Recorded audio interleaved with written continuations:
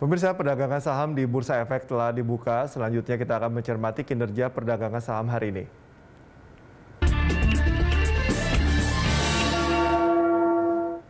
Dan selanjutnya, seperti apa pergerakan saham hari ini? Kita kembali terhubung dengan Kepala Riset Pros Capital, Alfred Nenggolan.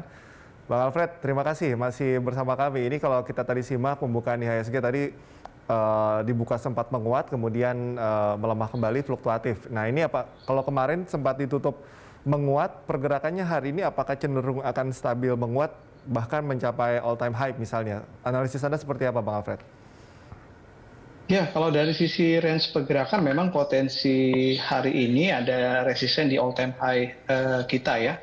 Jadi kalau kita lihat untuk sebagai gambaran di awal sesi ini kita lihat memang ada pergerakan IHSG memang bergerak mix dan ini tidak lepas dari kondisi bursa regional juga yang hari ini banyak yang berada di bergerak juga secara arah bergerak mix ya, ada yang menguat, ada yang melemah. Tapi kalau kita lihat di 10 menit pertama ini kita melihat bahwa range pergerakan juga tidak terlalu cukup besar ya.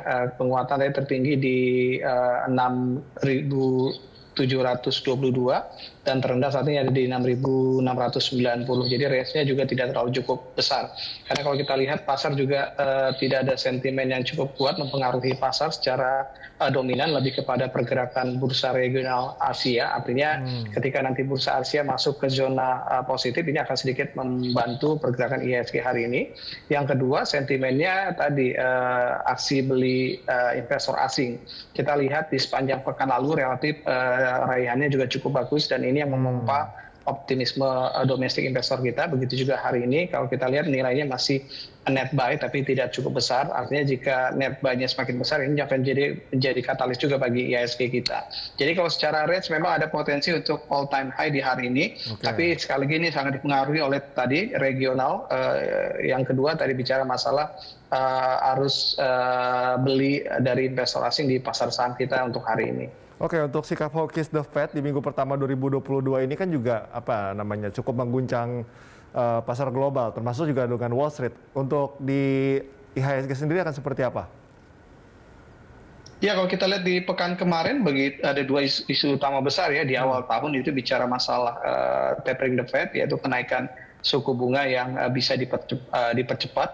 Yang kedua tadi bicara masalah Omicron. Tapi kalau kita lihat dampaknya terhadap pasar saham kita relatif tidak cukup signifikan. Bahkan tadi IHSG kita menguat cukup bagus di pekan kemarin yang disertai dengan catatan net buy asing. Artinya bahwa dari sisi dampak sebenarnya dampaknya nggak terlalu cukup besar sampai saat ini. Kita belum melihat nanti bagaimana nanti kecepatan kenaikan yield-nya pasca tadi beberapa data yang akan masuk hari ini, khususnya tadi di pekan ini ya, bicara masalah data Amerika terkait dengan inflasi. Jadi nanti sampai sejauh ini kita melihat dampaknya tidak terlalu cukup besar. Bahkan tadi hari ini meskipun tadi ada bergerak mix, potensi untuk IHSG bisa masuk kembali di zona positif juga cukup besar. Jadi kalau kita lihat dengan gambaran itu dampaknya tidak terlalu cukup besar sebenarnya untuk menjawab tadi pertanyaan Mas Cikal. Apalagi dari sisi rupiah juga kita lihat tekanannya juga nggak terlalu cukup besar ya, dari Desember di kisaran 14.200, sekarang ada di kisaran 14.300. Padahal kita tahu bahwa di tahun ini akan dimulainya kenaikan suku bunga The Fed dan seharusnya tekanannya akan jauh lebih besar terhadap rupiah kita. Tapi kalau melihat overall sepertinya cukup kuat dan ini cukup beralasan karena kita melihat bahwa angka-angka makro kita juga cukup bagus di awal tahun ya. Seperti inflasi yang sangat mengesankan sekali untuk inflasi tahunan kita di 2021. Sempat tadi disinggung sedikit mengenai Omicron, memang sedikit banyak masih mempengaruhi juga, dan sekarang isu yang sedang hangat juga adalah Deltacron. Nah ini apakah juga akan secara psikis mempengaruhi sikap pasar terkait dengan isu Deltacron ini? Kalau dibilang mempengaruhi sudah pasti mempengaruhi terkait dengan varian-varian atau kehadiran varian-varian baru ya. Tapi tinggal seberapa kuat dampaknya. Artinya kita melihat dari varian Delta ke Omicron, kita lihat dampaknya juga mulai menurun ya dari sisi psikologis pasarnya. Artinya kita melihat bahwa optimisme pasar juga terhadap dampak kehadiran varian baru juga tidak terlalu cukup besar kekhawatirannya. Karena mungkin faktor tadi ya, proses vaksinasi yang berjalan cukup baik, angka-angka COVID yang juga bisa dibilang meskipun ada kenaikan, tapi kalau dibanding dengan compare dengan beberapa negara lain, kita terlihat sangat baik sekali. Jadi ini yang membuat tadi bahwa meskipun ada potensi-potensi untuk varian-varian baru, tapi kita melihat bahwa dampaknya mungkin seperti Omicron. Kita bisa melihat sekarang dampak Omicron terhadap pasar saham tidak begitu terlalu cukup signifikan ya, walaupun sempat memberikan tekanan terhadap IHSG. Tapi kalau melihat sampai hari ini, kita melihat justru pasar terlihat memang cukup confident sekali dengan penanggulangan atau penanganan COVID di negara kita. Oke, kita ke saham, Bang Alfred. Ini terkait dengan kebijakan larangan ekspor batu bara. Ini akan seperti apa dampak yang akan signifikan terhadap saham-saham batu bara?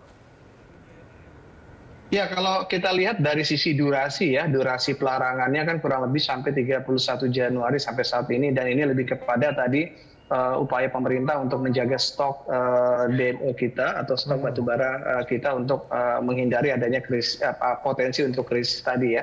Jadi kalau kita lihat bahwa untuk short term sebenarnya nggak begitu terlalu terdampak ya, apalagi tadi tujuan pemerintah memang hanya untuk bagaimana stok untuk dalam negeri memang dipenuhi. Jadi dampaknya tidak terlalu cukup signifikan, justru tadi di satu sisi yang lain dengan penghentian ekspor yang dilakukan oleh pemerintah ini berimbas cukup signifikan terhadap harga batubara.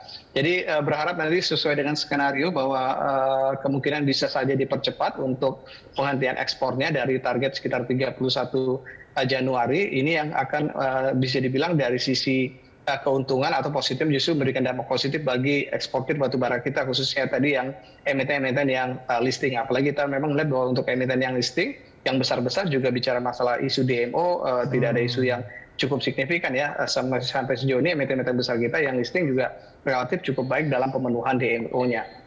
Oke, untuk saham batubara sendiri apa rekomendasi Anda, Bang Alfred? Ya, kalau kita lihat batubara selain sentimen harga yang cukup bagus di awal tahun ini ya, yang kedua adalah sentimen dividen yang kurang lebih 3-4 bulan lagi akan masuk untuk musim pembagian dividen. Jadi dua katalis ini akan menjadi katalis yang cukup kuat. Yang ketiga katalisnya adalah result mereka di full year 2021 yang akan mereka rilis kurang lebih Februari dan Maret juga kita pastikan akan mengalami pertumbuhan yang cukup signifikan. Karena kalau kita lihat acuan penggunaan harga batubara di kuartal keempat adalah harga batubara tertinggi. Jadi ini akan mendongkrak tadi performa mereka di kuartal keempat yang akan dirilis nanti di Februari atau Maret. Jadi kita lihat tiga sentimen ini sebenarnya sentimen cukup bagus. Jadi kita melihat bahwa dari sisi rekomendasi kita melihat bahwa potensinya masih cukup besar untuk emiten-emiten batubara untuk mengalami penguatan ya. Itu untuk sektor batubara.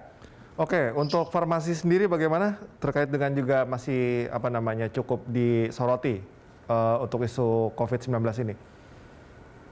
Ya, kalau untuk farmasi kita lihat dari sisi sektoral pertumbuhannya tahun ini juga akan masuk ke dalam sektor yang tinggi ya, berbarengan dengan telekomunikasi. Kita lihat pertumbuhan GDP-nya juga permintaan juga masih akan cukup tinggi, begitu juga untuk farmasi. Jadi kalau kita lihat dengan adanya varian-varian baru ini sebenarnya membuat pasar juga akan berpikir bahwa bicara masalah konsumsi untuk sektor kesehatan masih akan tetap tinggi. Jadi kalau kita bilang bahwa COVID sudah selesai, sebenarnya agak sulit mengatakan itu. Sehingga kalau kita melihat proses itu, pasar juga akan melihat bahwa permintaan terhadap produk-produk kesehatan, terkhusus untuk produk-produk yang tadi punya exposure untuk COVID juga masih akan cukup tinggi tahun ini. Dan dari sisi anggaran juga kita lihat pemerintah masih akan cukup serius untuk penanggulangan COVID. Jadi untuk sektor kesehatan kita masih cukup sangat positif sekali untuk tahun ini, apalagi emiten-emiten sektor kesehatan kita juga di 2021 juga membukukan kinerja yang cukup bagus ya.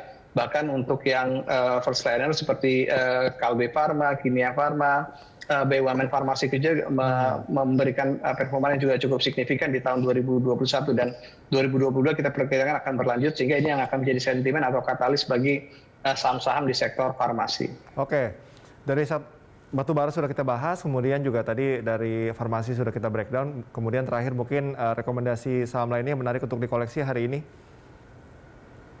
Ya, untuk hari ini kita lihat bahwa emiten-emiten perbankan, emiten-emiten blue chip-nya relatif masih cukup baik untuk performa di pekan ini ya. Jadi mungkin kita lihat saham-saham sektor keuangan 4 bank besar kita, BCA, Mandiri, BRI, BNI relatif masih cukup kuat untuk pekan ini. Yang kedua tadi sektor komoditi juga di pekan ini kita masih rekomendasikan. Yang ketiga kita melihat sektor farmasi yang tanggal 12 nanti mulai untuk dimulainya untuk booster ketiga. Jadi ini sebenarnya menjadi sebuah momentum juga untuk emiten-emiten farmasi. Selebihnya yang kalau kita lihat sektor lain yang cukup kita perkirakan mungkin bisa memberikan kejutan adalah properti ya. Jadi 3-4 sektor ini yang menurut kita cukup baik di pekan ini bahkan sampai di akhir bulan untuk Januari atau awal tahun ini. Baik, terima kasih Bang Alfred atas informasi serta analisisnya. Pemirsa, demikian Kepala Riset Pros Capital Alfred Nainggolan.